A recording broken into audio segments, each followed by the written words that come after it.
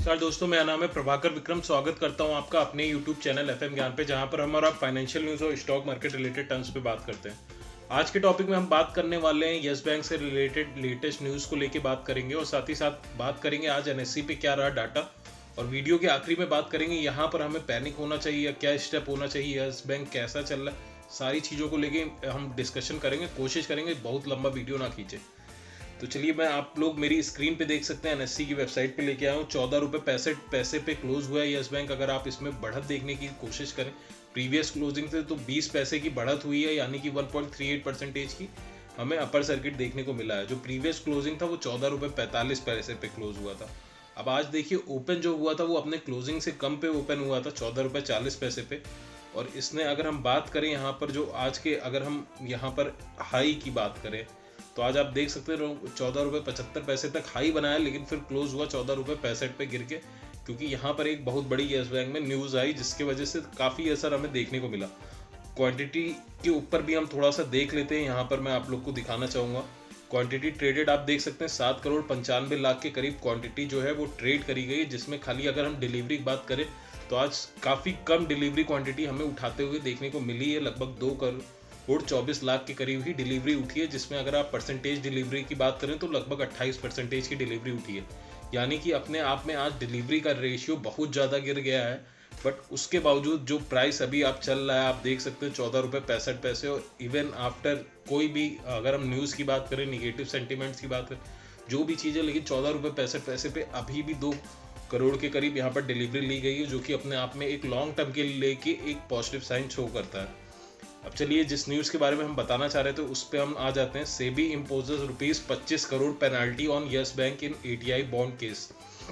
अब सेबी ने क्या करा है, यस बैंक पे 25 करोड़ का यहाँ पर पेनल्टी डाला है। समझते हैं क्यों डाला है। सेबी ऑन अप्रैल 12 इम्पोज, यानी कि कल इन्होंने इम्पोज किया था a monetary penalty of 25 crore और private sector lender yes bank in the additional tier 1 bond ATI mis selling case. SEBI has asked bank to pay the penalty amount within 45 days of receipt of the notice। यानी कि कल ये receipt I थी 12 अप्रैल को। 12 अप्रैल से इन्होंने 45 days का time दिया है इस अमाउंट को पे करने के लिए वापस। इस पेनल्टी को 25 करोड़ को 45 डेज का खाली टाइम पीरियड मिला हुआ है, जिसके अंदर यस बैंक को मैनेज करना होगा इतने बड़े अमाउंट को पेनल्टी एज अ पे करने के लिए। Beside Yes Bank, SEBI has also imposed penalties on Vivek Kanwar ₹1 crore, Ashish Nasha ₹50 lakh and Jasjit Singh Banga ₹50 lakh. Kanwar was the head of Yes Bank's private wealth management team. Other two were also former executive of Yes Bank। अब यहाँ पर आपको समझना होगा, यस बैंक के साथ साथ 3 एग्जीक्यूटिव पे भी यहाँ पर टॉप मैनेजमेंट के यहाँ पर सेबी ने यहाँ पर पेनल्टी करी है। एक पे 1 करोड़, बाकी 2 पे अगर हम बात करें तो 50 लाख के करीब यहाँ पर पेनल्टी डाली गई है। The case pertains to Yes Bank executive allegedly selling ATI bond to investor under the guise of super FDs promising higher return and safety of a typical bank FD। अब यहाँ पर मोटा मोटी समझने की बात ये है कि जो लोग यहाँ पर जितने भी रिटेल इन्वेस्टर आप कह सकते हैं या जो भी बैंक के कस्टमर्स थे, जो लोग FD में यहाँ पर पैसा इन्वेस्ट कर रहे थे या करना चाहते थे, उनको मिसलीड करा गया था सुपर FD बोल के।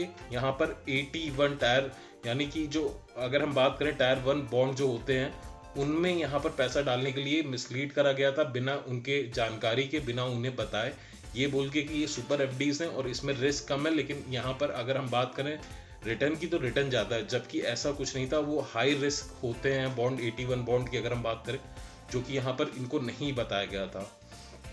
अब यहाँ पर चीज़ समझने वाली बात है, लेकिन कि ये अभी की बात हो रही है या पहले की बात हो रही है या कब की बात हो रही, सबसे बड़ी चीज़ यहाँ पर ये है। तो चलिए, हम थोड़ा सा न्यूज़ को और कवर करने की कोशिश करेंगे।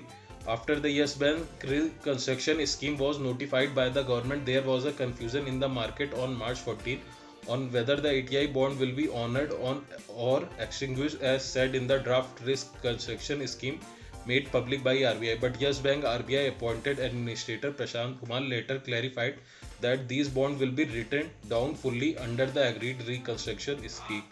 यानी कि अब ये समझने की बात होगी, लेकिन हमें अगर हम कोई भी न्यूज़ देख रहे हैं तो पूरी तरह से समझना होगा।